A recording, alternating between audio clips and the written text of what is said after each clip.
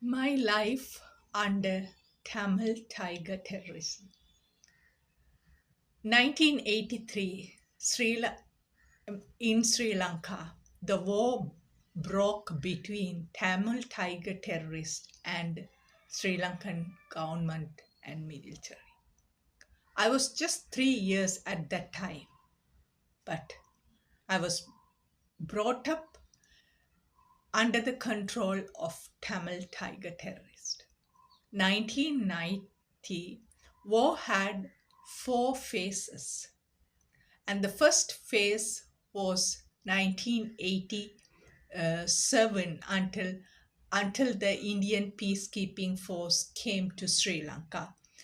So most of my encounter with the army as a child was with Indian army. Sri Lankan army never was among us or with us until I moved to the capital city Colombo in 1996. But in the conflict area, I never had any experience with Sri Lankan army. But during the war, they were bombing, shelling by the Sri Lankan Air Force, and Sri Lankan army was there.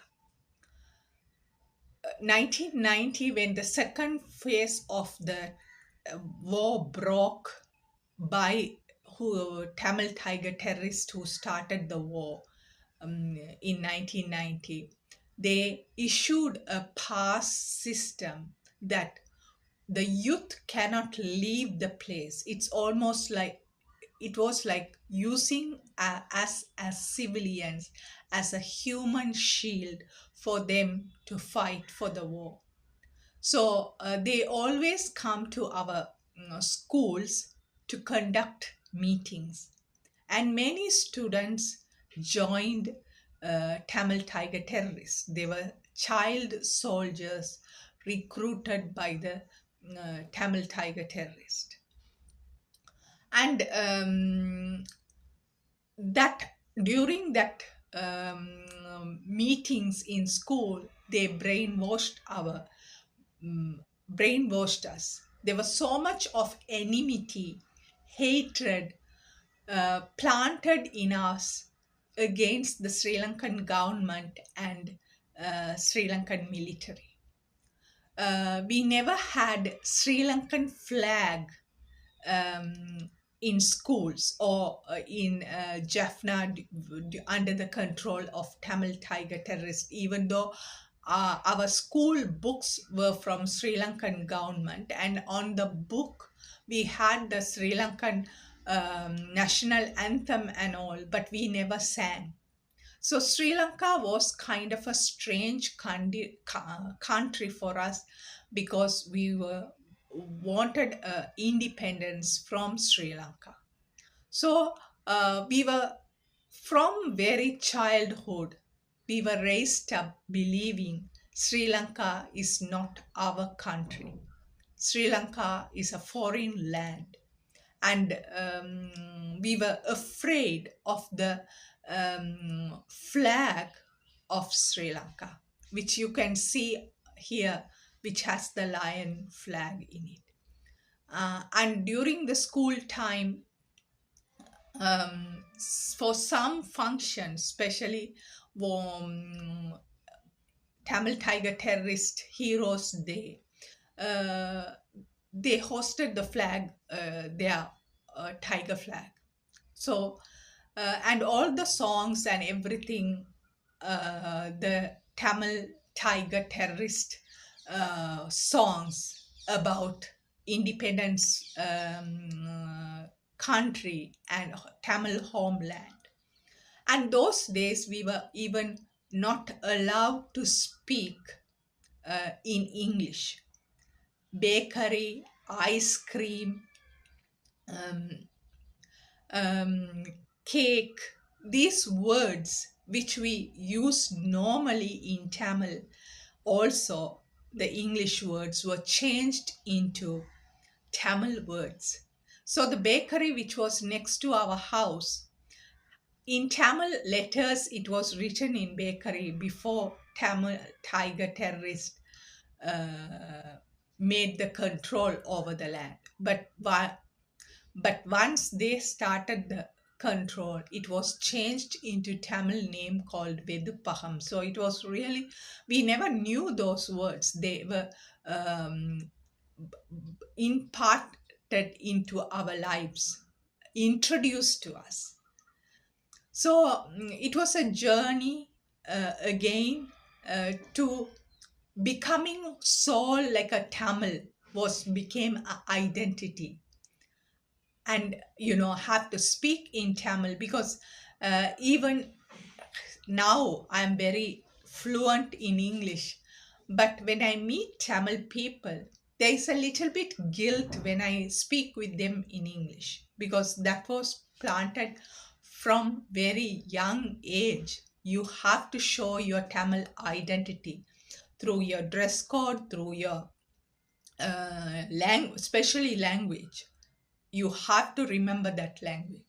So, all those, whatever under the Tamil Tiger terrorist control, what they have planted, it grew up even when I left the country. The hatred, anger towards Sri Lankan military, Sinhala people, because Buddhism was not allowed in Tamil Tiger control, terrorist control places.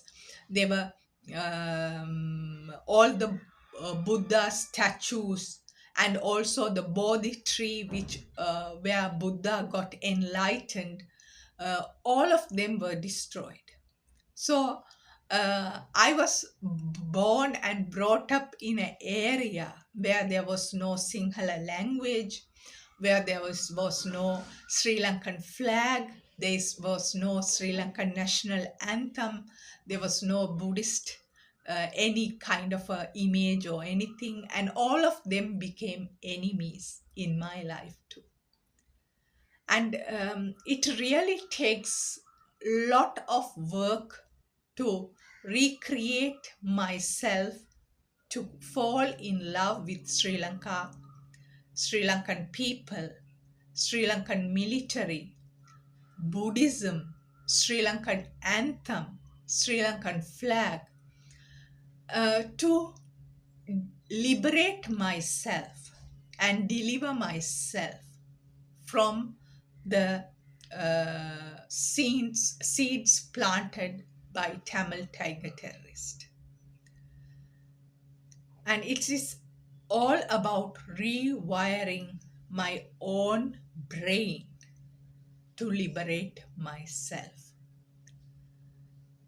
So even though today I am 46 years, but I still can feel some of the things which were told and planted by Tamil tiger terrorists, especially those days. We were not allowed to fall in love or put makeup and make ourselves, it's all about war, you know. So to dress, to be nice, and also there was so much of condemn by the Tamil tiger terrorists, them like those who fell in love in their organization were killed, and outside those who were falling in love, some of them they were punished for that. So all these things still in Tamil community, most of the words which Tamil tiger terrorists used, still the Tamil people who are used to those things, they show, especially attacking the female body, because Tamil tiger terrorist, whoever was against of them, they call them traitors. So there were so many Tamil politicians were killed because they were associating with Sri Lankan army or Sri Lankan government. So um, so even today, being Sri Lankan, having friendship with um, Sinhalese, Buddhist military, we are called traitors by the Tamils.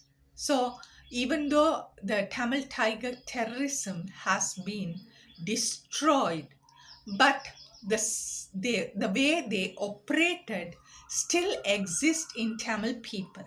So they are still functioning on the same way, calling Tamils who doesn't fit into their box traitors, calling women as sexually um, promiscuous or something like that to control them. So we still um, uh, reap the bad, the ruthless terrorist organization, how they control their own people. A mindset is still being controlled, and that's still not being liberated by any force. And liberating our minds will liberate our lives. So we still need to do a lot of work to change our thinking, not especially for Tamils who are who have been used think the way they have been forced to think by the Tamil terrorists, because there was no freedom of expression during the Tamil Tiger terrorist rule, and whoever tried to express freely, they were murdered. So we still carry those fears, we still carry those beliefs, and we are continuing our lives. So may we all be liberated by the ruthless terrorist organization who committed more than 200 suicide attacks in Sri Lanka and one in India, and who have destroyed the land by landmines and have really destroyed the whole Sri Lanka, and especially the future generations of Sri Lankans and Tamils.